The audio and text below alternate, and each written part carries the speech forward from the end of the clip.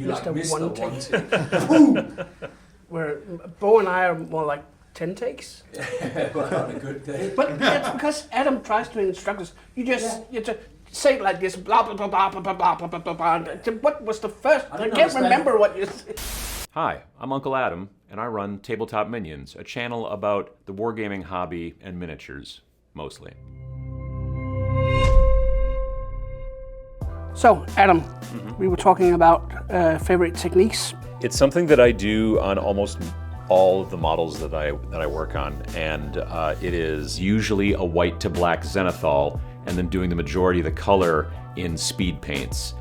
Then I go back and touch up details, highlights sometimes with Fanatic paints, and metallics and things like that. Although I've started using the metallic speed paints for pretty much everything that I do metallic, unless I'm dry brushing, then I'm using the regular Fanatic metallic paints.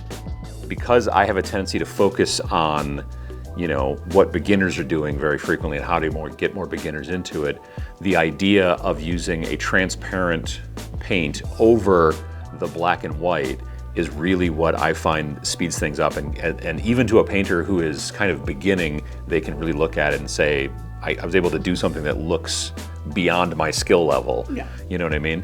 I like to say a lot that it basically, when you do the zenithal, you're making a black and white photo, and then you are using transparent pieces of plastic over it to color it. That's a good way of explaining it. Yeah. So like this guy here, it's got shading in it already because of the white highlights over the top and the black, that kind of sticks to the underside.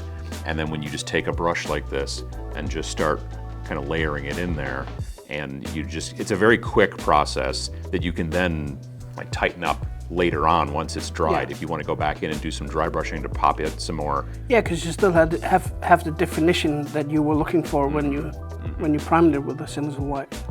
And it's, once you kind of understand very quickly how to get that zenithal, it's sharpening your axe if you do the zenithal right at the beginning.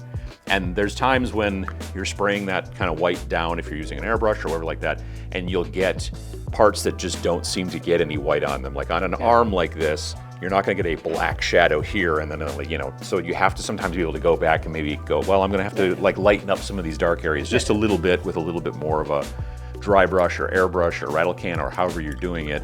But once you get the hang of that initial thing, you're getting so much of the paint job done at the beginning, and then you're just kind of going through and color toning everything to make it so that it's a very quick process. And then after that, it's either edge highlighting or dry brushing, however you like to do it to really bring out those details. Yeah, I agree.